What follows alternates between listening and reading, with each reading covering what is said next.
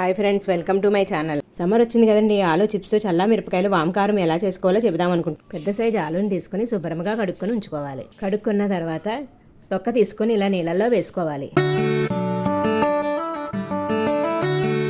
Chips చేసుకునే దానితోటి ఇలా చిప్స్లా చేసుకోవాలి.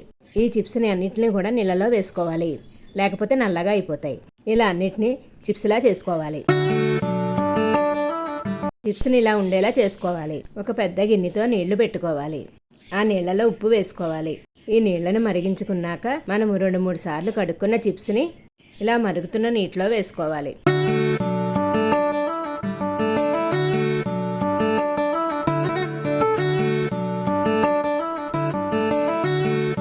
ఇలా అన్ని చిప్స్ని నీళ్ళలో వేసుకుని 5 నిమిషాలు ఉడికించుకుని ఒక స్ట్రైనర్లో వడపట్టుకోవాలి.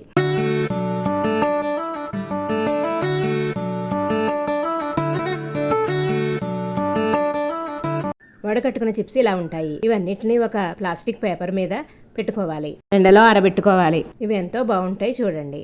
బయట కొనుక్కున్న వాటి కంటే మనం చేసుకుంటే ఎంతో టేస్టీగా ఉంటాయి. ఇంకా చల్ల మిరపకాయలను కూడా చూద్దాం రండి. ముందుగా మజ్జిగను రెడీ చేసుకుందాం. 2 లీటర్ల పెరుగు తీసుకొని కొద్దిగా నీళ్లు పోసుకొని ఇలా చిలకరించుకోవాలి. అందులో ఉప్పు, పసుపు వేసుకోవాలి. ఈ మజ్జిగలోకి ఎక్కువ కారం లేని మిరపకాయలు తెచ్చుకోవాలి. ఈ మిరపకాయలని శుభ్రంగా కడిగి ఆరబోసుకోవాలి. మిరపకాయలకి ఒక పక్క నాటు పెట్టుకోవాలి. ఇలా నాటు పెట్టుకున్న మిరపకాయలను మజ్జిగలో వేసుకోవాలి. అన్ని మిరపకాయలని ఇలా వేసుకొని 3 రోజులు మిరపకాయలు మజ్జిగలో ఉంచుకోవాలి.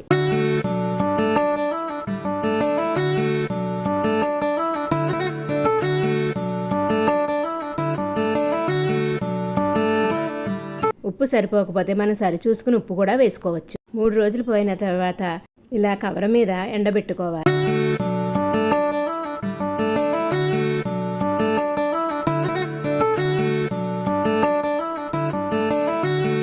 షాపుల్లో కొనుక్కున్న మిరపకాయలు అయితే కారంగానే ఉంటాయి, నీట్గా ఉండవు. మనం ఇంట్లో చేసుకుంటే చాలా టేస్టీగా కూడా ఉంటాయి. ఎండిన తర్వాత మిరపకాయలు ఇలా ఉంటాయి. ఇంకా వంకారం ఎలా చేసుకుందాం చూద్దాం రండి. దీనికి కూడా కారం తక్కువగా ఉండే మిరపకాయలను తీసుకోవాలి. వీటిని కూడా శుభ్రంగా కడుక్కొని ఆరబెట్టుకోవాలి.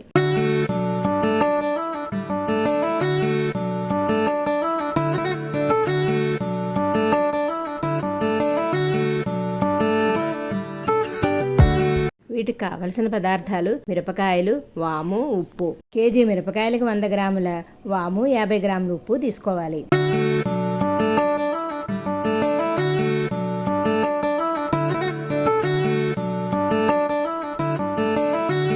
కడిగి ఆరబెట్టుకున్న రోట్లోకి కొద్దిగా వాము, ఉప్పు వేసుకుని దంచుకోవాలి. దాంట్లోకి కొద్దిగా మిరపకాయలు వేసుకుని దంచుకోవాలి.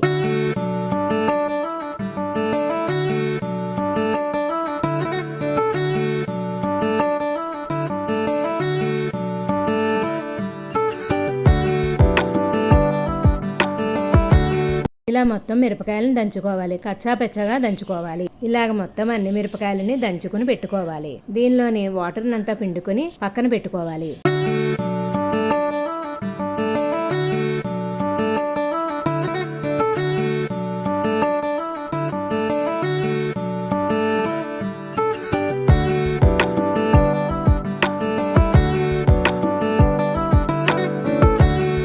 నీటినంతా తీసేసినాక ఇలా ఉంటుంది. దీన్ని ఒక ప్లాస్టిక్ కవర్ మీద 2 రోజులు ఎండబెట్టుకోవాలి.